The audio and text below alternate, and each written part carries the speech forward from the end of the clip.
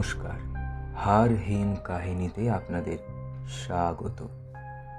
আজকে আপনারা শুনতে চলেছেন সহদেবপুরের বিভীষিকা গল্পটির অন্তিম পর্ব। গল্পটি ভালো লাগলে অনুগ্রহ করে গল্পটি লাইক ও শেয়ার করে দেবেন এবং চ্যানেলটি সাবস্ক্রাইব করে পাশে থাকার অনুরোধ রইল। শুরু হতে চলেছে সহদেবপুরের বিভীষিকা। আগের পর্বে আপনারা শুনেছিলেন সহদেবপুরে রাতের দিকে একের পর এক খুনের ঘটনা ঘটে চলেছে। তদন্তে নেমে পুলিশের যখন নাজেহাল দশা, তখনই সহদেবপুর ফাঁড়ির ওসি সুভাষবাবুর সঙ্গে দেখা করতে আসেন অব্যয় বিশ্বাস নামে একজন। তিনিই তাকে বলেন এই খুনগুলো কোনো মানুষ নয়, বরং এক অভিশপ্ত দানব করে চলেছে, যার ঘুম ভেঙেছে আবার দীর্ঘ সময় পরে। তাকে আটকাতে না পারলে একে একে সকলকে শেষ করে দেবে সে। অব্যয় তাকে শোনায় তার প্রপিতামহের একটি কাহিনী, পাশাপাশি তাকে দেয় একটি পবিত্র ছুরি। এই ছুরি দ্বারাই একমাত্র ওই দানবকে নাকি হত্যা করা সম্ভব। এরপরেই সুভাষ রাত্রিকালীন এক অভিযানের প্রস্তুতি শুরু করে। তারপর শুনুন। ঘড়ির কাঁটা রাত 12টার ঘর অনেকক্ষণ পেরিয়েছে। চারিদিক শুনশান। ইদানিং মানুষ খেকোর আবির্ভাবে আর পুলিশের নির্দেশে মানুষ রাত্রিবেলার ঘর থেকেই বেরোচ্ছে না, যার ফলে রাস্তাঘাট জনশূন্য হয়ে পড়েছে। এর মধ্যেই গাঢ় অন্ধকারে সুভাষ তার বাহিনীকে নিয়ে এগিয়ে চলেছেন সরু আলপথ দিয়ে। তাদের দুপাশে ছড়িয়ে আছে ঘন ধান ক্ষেত। এমন সময় পিছন থেকে একটা আর্তনাদ শুনতে পেয়ে সবাই ঘুরে দাঁড়ালো। এরকম আর্তনাদ করলো? প্রশ্নটা সুভাষ করতেই কনস্টেবল রহিমের গলা ভেসে এলো, স্যার স্যার রামচরণকে তো কোথাও দেখা যাচ্ছে না।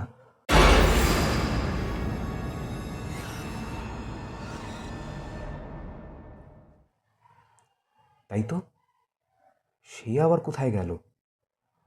মাথায় চিন্তার ভাঁজ পড়ল সুভাষের। এমন সময় আরেক কনস্টেবলের চিৎকারে তারা ধান ক্ষেতের দিকে তাকাতেই দেখতে পেল একটা কালো লোমশ কোনো জন্তু ধান ক্ষেতের অন্ধকারে মিশে গেল। সুভাষ চেঁচিয়ে উঠলেন, কুইক কুইক, সবাই রেডি হয়ে নাও।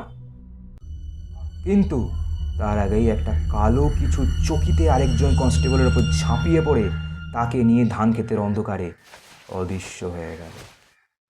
সবাই আতঙ্কে দিগ্ভ্রান্ত হয়ে চারিদিকে গুলি ছুটতে লাগলো।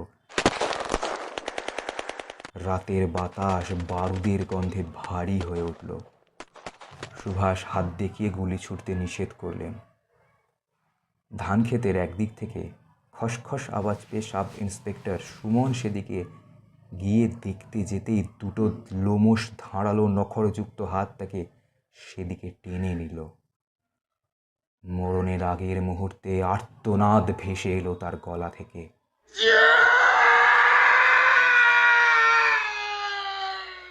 সুভাষ নিজের জায়গায় দাঁড়িয়ে টকটক করে ভয় কাঁপছেন।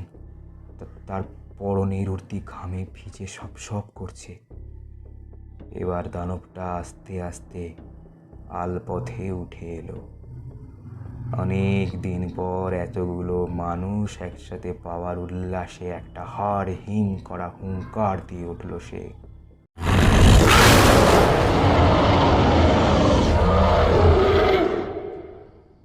এরপর একে একে নিজের ধারালো দাঁত আর নখের দ্বারা দাঁড়িয়ে থাকা বাকি দুই কনস্টেবলের শরীর ছিন্ন ভিন্ন করে দিল।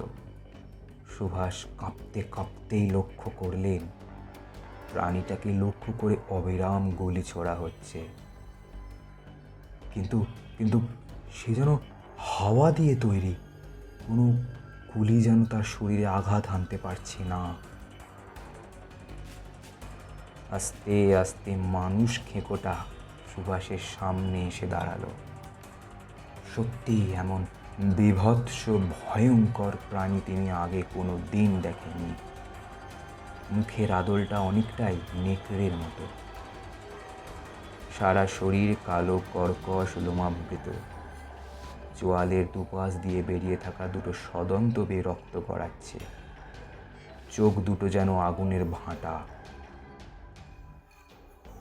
চোখের সামনে নিজের মৃত্যুকে দাঁড়িয়ে থাকতে দেখে সুভাষের শির দ্বারা বেয়ে একটা শীতল স্রোত বয়ে গেল। হঠাৎ ছুরিটার কথা মনে পড়তেই সেটা কোমর থেকে বের করে সোজা দানবটার পেটে ঢুকিয়ে দিলেন সুভাষ। কিন্তু না, একটা ভুল হয়ে গেছে। উত্তেজনার বশে তিনি ছুরিটা বুকে বসাতে ভুলে গেছেন। প্রবল আক্রোশে দানবটা সুভাষকে এক ধাক্কায় ছিটকে দূরে ফেলে দিল। ছুরিটাও কিছুটা দূরে ছিটকে গিয়ে পড়ল। তারপর দানবটা এক লাফে সুভাষের কাছে গিয়ে তার গলা লক্ষ্য করে কামড় বসাতে যেতেই পিছন থেকে কে যেন বলে উঠল, ওরে শয়তান, নরকের কীট, ওর খেলা এইবার শেষ। প্রাণীটা পিছন ফিরতেই অব্যয় নিখুঁতভাবে ছুরিটা দানবটার বুকের বাঁদিকে হৃৎপিণ্ড বরাবর গেঁথে দিল।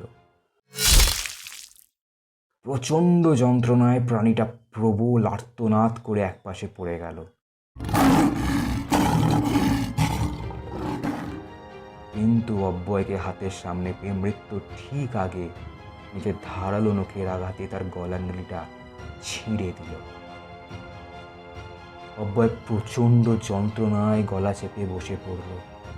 এদিকে গোঙাতে গোঙাতে দানবটা কিছু দূর গিয়ে ধপ করে পড়ে গেল মাটিতে। সুভাষ অধরে শেষ নিঃশ্বাস নিতে থাকা অব্যয়ের দিকে ছুটে গেলেন। সুভাষকে দেখে প্রচণ্ড কষ্টের মধ্যেও অব্যয় বিশ্বাসের মুখে এক চিলতে হাসি ফুটে উঠল।